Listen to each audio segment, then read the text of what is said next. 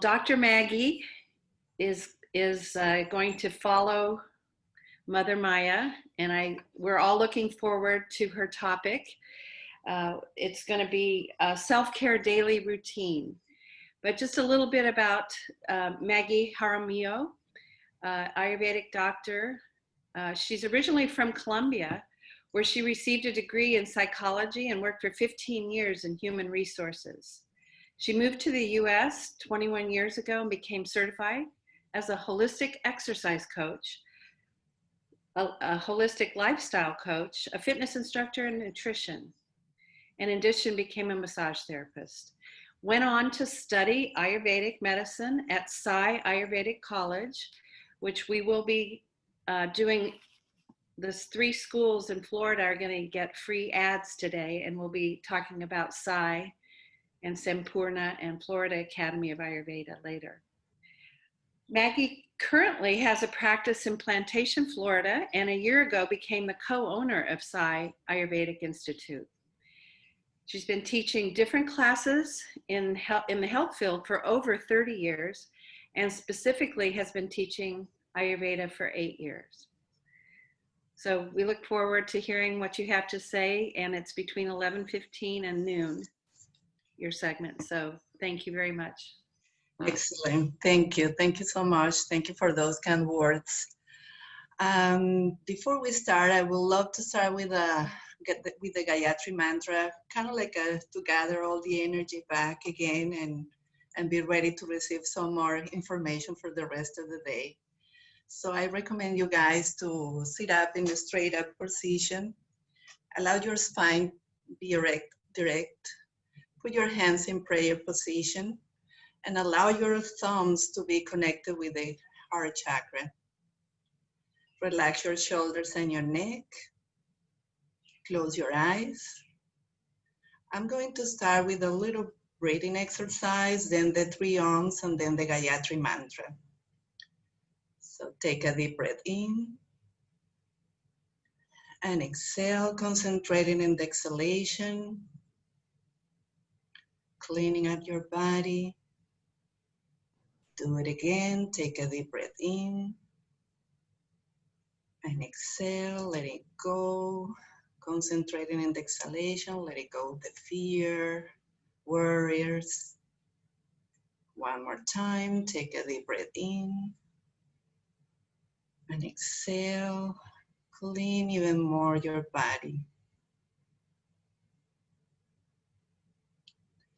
Now the 3 Oms, take a deep breath in.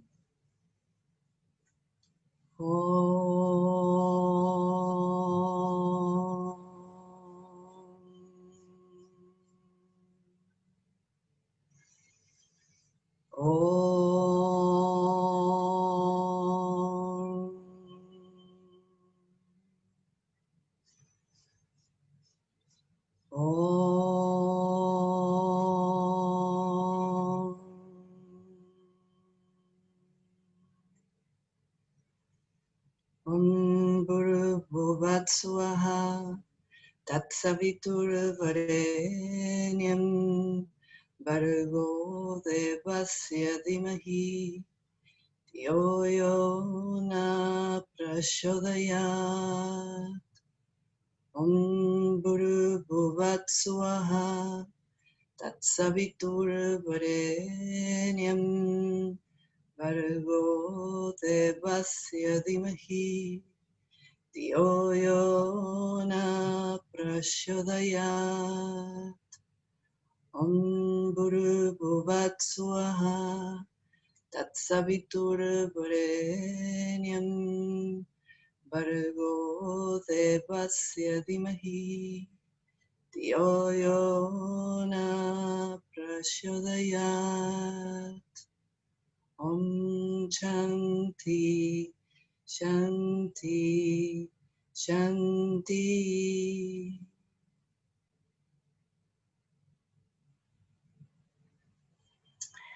Excellent. Now officially we can start talking about the daily routine. So what I'm going to talk this morning is about a daily practice the human being is supposed to be living in harmony with the natural cycles in life.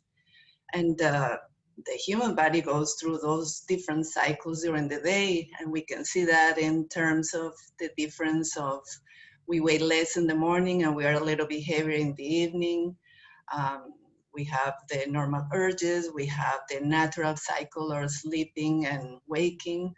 So we really, to be healthy, we really need to connect with these cycles, the natural cycles, and live in harmony with those cycles.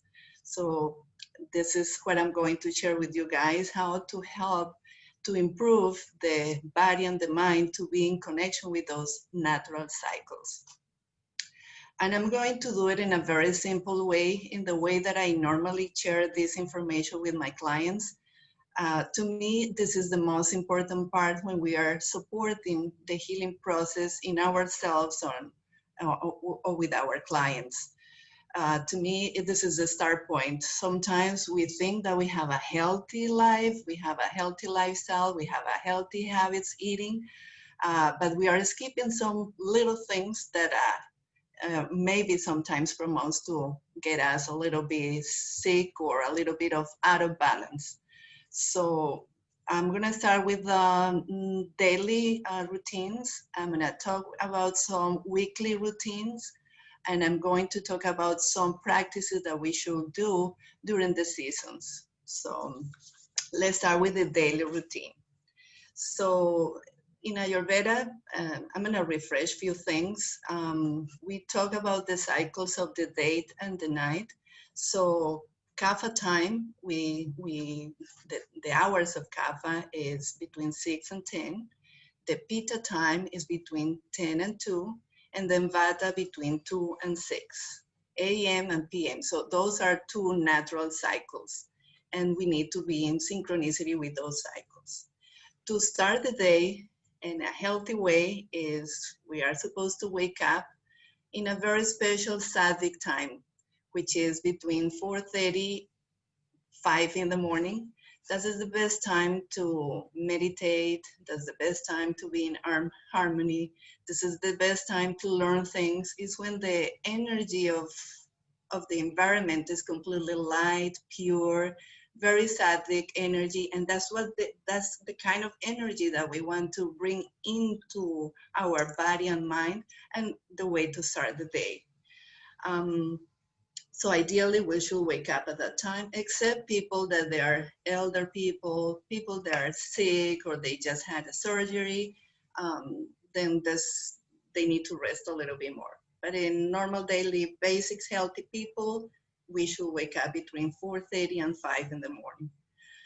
Once we are in that point, then the elimination process starts. First step is empty the bowels. So we are supposed to urinate and go to number 2. This is vata time. So we have to take advantage of vata time, which is moving things, cleaning things, moving things out of the body. To promote this emptiness of the bowel, it will be advised to have a nice warm water or warm water with lemon, and then it's gonna help to do a nice empty bowel movement. After this, then we brush the teeth and we clean the tongue. When we start giving all these recommendations to my clients, they start kind of like opening my eyes, and I was, okay, here we go. There is a lot of tips, a lot of things. I don't have time for this. That's not true. We normally do these kind of things. We are just incorporating little things here and there. Most of people at the beginning, they don't know about cleaning the tongue. So this is a new one step for them. So cleaning the tongue after brushing the teeth is really important. During night, after all recovery that we have during our sleeping time, all the toxicities start coming out of the body and start going up to the surface on the tongue. So it's important before we put anything inside of our bodies, just remove that toxicity that is kind of like in the tongue. And that once we do this with more regular basics, we can notice the difference when when the tongue start getting cleaner. And that the tongue is a reflex of everything that is happening in the body, especially in the colon. So we want to have a clean colon to avoid the accumulation of AMA, that avoid the accumulation of toxicity. So once we brush the teeth, we clean the tongue. The ideal cleaning the tongue is using a metal tongue scraper. It could be gold, could be silver, could be copper. Those are the ideal tongue scrapers. After doing this, it's very nice to do some kind of gargling with warm water. We can do warm water with salt. We can do warm water with turmeric. We can do any herbal tea, dosically appropriated. It's going to protect the gum. It's going to protect the teeth. It's going to avoid infections in the mouth, infections in the throat. We can do also this gargling with a quarter or half a cup of sesame oil. Oil pulling is also very important. Holding this sesame oil in the mouth is going to protect, again, it's going to protect the gums. It's going to remove any kind of particles of food or AMA in the mouth. It's going to remove it out of the gums, out between the teeth. It's going to protect the teeth. It's going to make the teeth even stronger. And it's going to pacify vata, the excess of vata coming in through the nose, into the mouth. There is something also to keep in mind. If we are going through any kind of infection, throat infection, mouth infection, we should avoid brushing the teeth. We just gargle or use the oil, do the oil pulling. Once we clean the mouth, then we clean the face. So, and this is another aspect that it should be dosically appropriated. So we clean the face. If it's a Pitta person, it should be with cool water. If it's a Vata or Kapha person, it should be warm water. But also keep in mind, we don't want to put hot water, especially in the eyes area or in the head. We want to protect the eyes from the heat. So also to clean the eyes, we should use rose water. We can even clean the eyes with a little bit of triphala and made it like an iced tea, light filter triphala tea, and then we can clean the eyes. With this, we prevent infections, we improve the sight. So triphala is very helpful to clean the eyes. So at this point, we are clean. By the way, we clean the face to avoid also infections in the skin. We clean the face to avoid acne and also to avoid the appearance of brown patches in the face.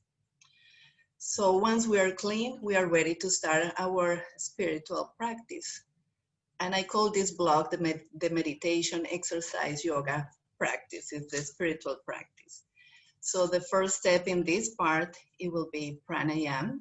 Once again, it's going to be dosically appropriated. My favorite one, and the one that I pretty much recommend all the time, is the Anuloma Viloma, alternating nostril. We help with the connection with the two brains, and it's very pacifying for the three doshas. So that's my #1 recommendations in terms of pranayama exercising, especially with beginners. Once we breathe, we bring that good prana to the body, we calm down and relax, and all our senses are in tune. Then this is time to do a mantra or a prayer, or start reading some uplifting kind of books. Now we are setting all the energy. Now we are ready to do our meditation. When we are giving recommendations to people in terms of meditation, the first expression is, I have no patience for that. I can't sit still. So we can give different type of options. And most of people, they have the idea that meditating is just sitting in a position for 20 to 30 minutes. And so I always tell my clients, we can start with 5 minutes. we set little goals, and then we start increasing the practice of meditation. Meditation gives us a lot of peace in mind. It recovers our body, it recovers our mind. So it's a nice practice, but we can start with little bit at a time. And for people that they are not familiar meditating, I always say meditation is being present. Being present in life is being in a meditative state in life. So it's not necessarily like we have to be sitting for 20, 30 minutes. It's being present in every single thing that we do in life. Cooking, working, driving, talking to people. Is being present, and we should accomplish in life that goal, like being in a meditative state. And then we can talk about sitting for 5, 10 minutes, 20 increases. The ideal time will be between 20 to 30 minutes every day. But we can set little goals, little by little, until the person develop that discipline of being sitting still, meditating. After meditation, then it comes the physical exercise. Could be yoga asanas, could be any kind of aerobic activity, lifting weights, any kind of physical activity. The ideal of that physical activity first thing in the morning after all this practice that we went through is ideal to remove stagnation out of the body and the mind, is to increase the agni that is going to give us more energy to digest our first meal that is coming after all this practice. Is going to improve our stamina during the day. So we are going to start the day with a nice, beautiful, clean energy. We are going to feel stronger. And also we are going to feel lighter and with more joy. And that's the ideal way of start facing the day. So when we talk about the doshas in terms of exercise, we call it yoga, aerobics, etc. For vata type of people, or people that they are dealing with a vata imbalance, well, we should do a kind of like a mild type of exercises, low pace, and any kind of exercise that is grounding, rooting, slow pace. If we talk specifically about yoga, it should be a practice with a slow flow, asanas that they are grounding, rooting, like the tree pose, like the child pose, that kind of poses in a very slow pace. And the transition between pose and pose, it should be nice and slow. But in reality, when we are dealing with a vata imbalance, the person wants to go fast, quick, and that will be the challenge. And we need to recommend the person. At this point, it should be slow, just to slow down the effect of that vata being aggravated. So now talking about pitta. Pitta needs more, pitta being very competitive, pitta needs some kind of like a moderate type of exercise, avoiding the competition. And talking about yoga, it will be all the asanas that bring the head down, that teach a little bit of humbleness. The pitta person wants to be proud and showing off. So we want to teach that pitta person being a little bit more humble. And all those poses that put the forehead, the head down, very helpful to cool down and calm down that pitta person. And the flow is going to be moderate, not too fast, not too slow. And now talking about kapha. Kapha needs to open up. So every kind of exercise that increases the circulation, increases the heat in that body kapha, it will be great. If we talk about yoga asanas, it will be a fast flow. It will be more to open up the chest. It will be more to give more confidence and security. That will be kind of the approach in each of the doshas in terms of the exercise block. And again, it's talking about either way yoga, aerobics kind of exercise, etc. The physical activity. Once we do the physical activity, we are ready to have a nice self-massage, a Abhyanga. It's ideal to have this kind of oil massage every day, self-Abhyangas. First of all, to relax the muscles, to improve the tonicity of the skin, to improve the avoiding the excess of accumulation in the body, the accumulation of ama. So the massage part helps to also to increase the blood circulation, improve the tone of the skin. And so in that particular case, we need to talk about each dosha again. So for Vata type of people or a Vata imbalance, we should use sesame oil. For Pitta people, we should use coconut oil. And for Kapha people, if we use oil, it will be mustard oil. Kapha people or Kapha imbalance, they have the tendency of accumulation, so we need to, again, with the massage and the practice, we need to increase the blood circulation to avoid that kind of stagnation. We do the self-massage, the self-abhyanga. We do this like 10-15 minutes before taking a shower. So we have the opportunity to absorb this oil. And then after this, then we take a shower or a bath. Once again, it will be doshically appropriated. So if it's a Pitta person, it will be a cooling shower or bath. And if it's a Kapha or Vata, it will be more warm. So that's kind of like the cleaning routine in the morning. If we are going to use essential oils, so then we use them again doshically appropriated. If it's for a Vata person, we need these kind of oils that they are more woody, like amber, ylang, sweet orange. If it's a Pitta person, we can use sandalwood, rose, fennel, mint, refreshing oils. And if we are talking about a Kapha person, we can use rosemary, basil, eucalyptus, more warming, energizing kind of oils. So this is in general like the daily routine that we should incorporate in our life. Now I'm going to give you guys some tips on weekly practices that we can do to keep in balance and healthy. So we can take care of our ears. So the ear care will be, we can apply some oil, which could be sesame oil, few drops of sesame oil in each ear.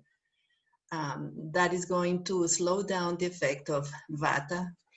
Daily, we are very exposed to the Vata impact, especially now that with the pandemic, we are in a subtle type of routine. It's not a routine, we don't know where we are going. It's kind of like everything is on the air. We are before the election, so we are bombarded with so many Vata kind of aggravating situations. So it's very nice to apply this kind of tips to avoid that Vata imbalance. We can see that what I'm saying is really true. We can see people that they're having difficulties in sleeping, they're having difficulties keeping a routine because now they're working from home, they are being exposed many hours to the computers, to electronics. So the daily routine about also the food intake, the hours are different. So we are at this point becoming very exposed to more Vata aggravation. So everything that we can do to avoid this Vata impact in our bodies and mind, it will be very helpful so we can slow down also the effect of aging and the effect of being sick because the force of Vata. So putting oil on the ears helps to slow down that effect of Vata. A little tip here, just in case if somebody's having like a earache, we can use this sesame oil with a little bit of garlic, or we can dilute also clove oil in that sesame oil and put it on the ear in case if there's any case of earaches. But anyway, putting oil in the ears is very helpful. We can use sesame oil or we can use almond oil for the ears. This practice is going to help to prevent the tinnitus, those ringing sounds in the ears. We can prevent or slow down the hearing loss. So that's why we use oils in the ears. It helps to loosen up also the wax. We prevent those ears getting plugged. So the oil in the ear is very, very helpful as a preventive measurement. Another practice that we should do weekly will be nausea, putting oil in our nose. The nausea treatment is very helpful for any kind of issue that coming from the shoulders up. So we can prevent stiffness in the neck, we can prevent frozen shoulders, we can prevent problems in the throat by doing the nausea treatment. Nausea is the right connection. The oil goes directly to the brain, so it helps us also with concentration, help us also with insomnia problems. So nausea is a great practice that we should do normally once a week, except if we are like spring, fall, or winter time, we should do nausea every day to avoid the impact of either way kapha or vata in our lives. So the perfect time to do nausea, that will be the main question. What is the best time to do nausea? Morning, evening? What is the best time? Well, the answer is very simple. It's also doshically appropriated. We can do, for Pitta, we can do the nausea treatment in the afternoon. For Vata, we can do in the late afternoon or night. And for Kapha, it will be ideal in the morning, so we remove the excess of Kapha that we accumulate overnight. So that will be the right time to do nausea treatments in weekly basis. Another practice that we can do once a week, it will be neti, cleaning the nostril with water and a little bit of salt. That's another beautiful practice. These two practices should be avoided, and this is very important to keep in mind. We shouldn't do nausea treatments or neti when we are having an acute sinus infection. We have to be careful with that part. We have to allow the body to heal, do other treatments. Once the acute situation is gone and well treated, then we can come back into these two practices. Okay, this will be the weekly routine, also to prevent the impact of Vata in the body. So now we have a nice cleaning routine. Now we are ready to start with food intake. I'm not going too much in details in terms of the food intake, but it's important to have breakfast, lunch, and dinner. It's really important to have at least between 3 to 4 hours between each meal, so we have enough time to digest the previous meal. There are so many theories right now. My clients always ask me, well, now the intermediate fasting is the trend. There is another thing that we should eat every 2 hours because then I can increase my metabolism. So Ayurvedically, this is the golden rule, is we should eat every 3 or 4 hours. We need to allow time for the body to do the digestion from the previous meal. How we can know that happened? Well, is we feel hungry. Some people just eat because they are bored or they are thirsty, and they start eating quite often, and they start manifesting kind of like some symptoms of indigestion. So you see it on the tongue, you see it on the skin, you see in the breath, you can smell it on the breath. They feel uncomfortable, they feel bloated, they feel gassy, they feel, sometimes they feel nauseous. So eating too often also gives the possibility to the agni to become depleted because it's too much coming over and over, and there is not enough time to digest the food. So we should have meals doshically appropriated. So if it's a Vata person, we need food that is more moist, more sticky, the opposite quality of Vata. If it's a Pitta, it should be more meals that they are cooling, refreshing, not that heavy, not that oily. And if it's a Kapha, it should be more light, dry kind of meals. It should be fresh foods, mainly cooked foods, tasty. Tasty is really important. We don't want boring food. We don't want plain food. We want tasty, using different condiments, different flavors, different taste. We need to have the 6 different tastes in every single meal. So then the body feels satisfied. We feel satisfied. The acne is able to work properly. So with that being said, we should have a diet that is different, that we switch colors, we switch textures, we switch taste. So we don't stick with the same kind of food over and over, same breakfast, same lunch, same dinner over and over, because then we promote the accumulation of ama. The acne start getting affected. We can talk about healthy food, but if it's the same over and over, we are not getting enough nutrients. So we need different kind of textures, colors, taste. And so then with that, we can avoid cravings as well, because we feel satisfied, we have completely full nutrients, and then we promote a healthy tissue formation. Another important aspect in terms of nutrition is the portions. Portions are very important. What is important is the quality of the nutrients on the food, more and the smaller portions. When we start eating larger portions, then the acne start getting affected. We don't digest properly the food. Then we start gaining weight. And in Ayurveda, we say small portions, low calorie, high nutrients, long life, longevity. That's one of the keys.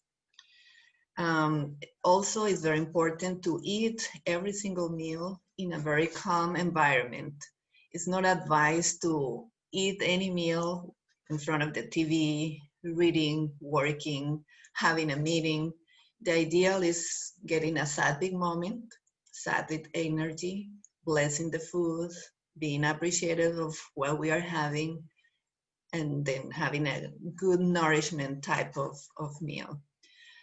We have a joke that we say, we can have the perfect combination of meal, we can have the perfect sattvic diet, perfect beautiful meal, eating that beautiful meal in front of TV, watching the news. That meal is not sattvic anymore. That energy that is coming to this beautiful body is not that sattvic anymore. It's coming from the news. So we rather have a nice meal in a quiet environment, not talking too much, just being mindful, being in a meditated style. That is another perfect time to be meditating while we are eating and appreciating what we are putting in our body. And that is a great practice. We are going to have enough nutrients. And another key here, while we are putting nutrients in our body, is avoid drinking any kind of beverage, water, any kind of beverage while we are eating.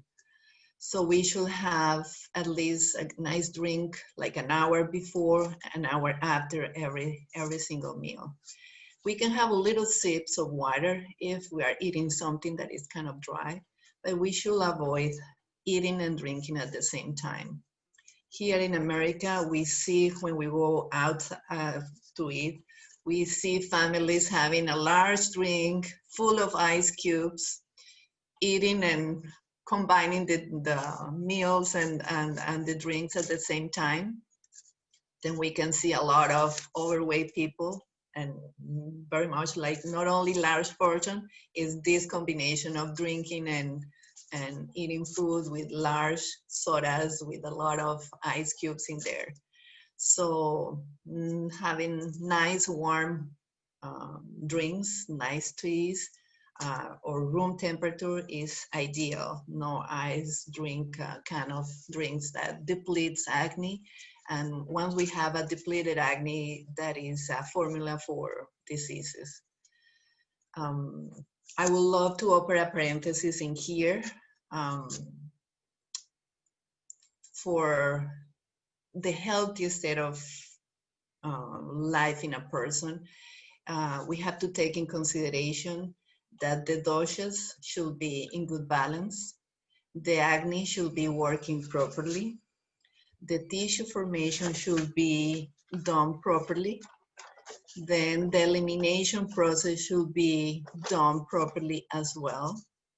Then the happy state of mind, that will be a nice definition of health. So doing this kind of practice during the day is going to promote this dosha balance, healthy acne, healthy tissue formation, healthy elimination, happy state of mind. So then we can have a healthy life. And with this little practice, we can support this whole process in the way that we give a definition of health Ayurvedically talking. Closing this parenthesis, so now breakfast should be light and with enough nutrients, no large portions. Then lunch should be at pita time, which is around noon, between 12 and 1. That will be the right time to have the big meal during the day. That is the pita time when we have a strong acne, really ready to digest all the nutrients and promote that healthy tissue formation. It will be nice if we have time to do a little short walk after lunch for like 5-10 minutes. Little walk, not to work out, to exercise. It's just a nice walk to improve the digestive process. And then dinner should be between 6 and 7 p.m. It should be light, cooked type of meals that they are easy to digest. And it should be 3 hours at least before we go to bed. That would be a nice routine to promote also a healthy digestion. So good breakfast, a beautiful, amazing lunch, and a very light dinner, so then we can sleep properly.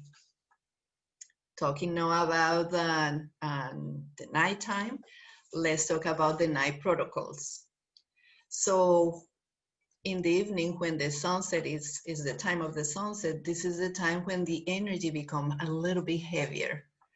So this is the time for again, a little prayer.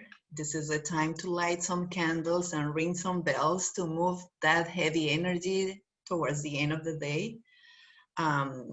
That's when we should protect our house, our own environment. And so then this is the time when we are coming back from work.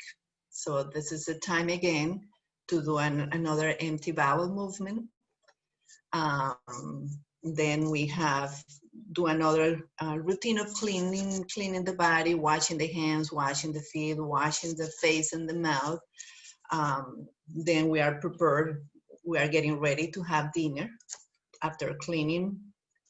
And then after 3-4 hours, it's time to go to bed.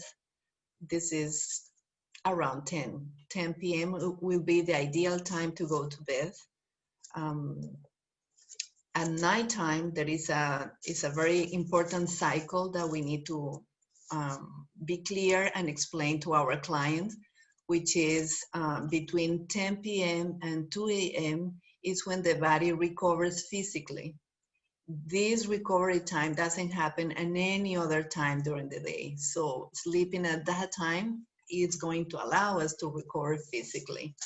And mentally, we recover from 2 in the morning and 6 in the morning. that recovery situation doesn't happen at any other time during the day. That's why it's so important to be in bed around 10:30. And so then the whole cycle takes place. And then the body goes again through the cycle of kapha, pitta, and vata at night. So we prepare, we have to do everything to prepare to have that very beautiful night of sleeping restful in a restful way, so we have time to recover it mentally and physically. To prepare for that, so we have a light dinner, then we have, this is the perfect time to socialize, this is the perfect time to start relaxing, this is the perfect time to sexual contact. And so, and then by 10 p.m. we are ready to sleep. We really need to avoid going late to bed to prevent. Look at this. This is the most common aspects that people come to ask for consultation. Constipation, insomnia, acidity, lack of concentration. So sleeping is going to be a great tool to avoid this kind of complaints. So this is the ideal time to be sleeping. We need to cool down everything. We need to slow down. We need to avoid the exposure to electronics. We should be avoiding the temptation to watch the news, especially before bedtime. Evening time is the time to start setting our body to rest and go for the beauty recovery at night. The sleeping properly actually improves happiness, improves relaxation, rejuvenation, enhance talents and intellect, improve digestion and the equilibrium in life, nourishes the body, and that's part of being healthy, being able to sleep properly. So to finish, the ideal for kapha people, which is the people who wants to sleep more, they shouldn't be sleeping too much because they are going to accumulate even more kapha, especially sleeping at daytime. So kapha people, they really need to sleep no more than 6 hours. Pitta people, they need to sleep around 7 hours, 7-8 hours. Vata people, they need to sleep more. They need to sleep at least 8 hours. And Vata people is the people that they have more difficulties sleeping. So, and they need to sleep more. That activity, that excess of movement is what increases Vata. So those are in general the natural practices, the little tips that we should be practicing every day to have a healthy life and to avoid the accumulation of any of the doshas, to keep the acne working properly, to promote a nice elimination. Then we have a nice tissue formation, and we have at the end a happy and harmonious lifestyle. Those are the little tips that I open the space now if you guys have any comment or any question regarding these little tips. Thank you, Dr. Maggie. That was a good review for a lot of us, and I'm sure that I know I heard don't eat in front of the TV, and I hear that and still do it. So it's a good review for those of us who have heard this before, and good information for the general public that is on today. There was a question. Somebody wanted to know if you could recommend a substitute for coconut oil since there's an allergy involved. It could be almond oil that is not that warming. So almonds. Almond oil, okay. Correct. Even avocado oil. Thank you. You're very welcome. At this point, we do have a 12 o'clock. Are there any other questions that anyone has? If not, Our next, we're having a break between 12 and 12:15. And Dr. Maggie, thank you so much for taking the time to explain how we can incorporate our self-care in our everyday routine. And we appreciate your doing that for us today. Thank you to everybody for being here present. And yeah, it was an awesome opportunity to share with you guys, an honor being here, and my pleasure.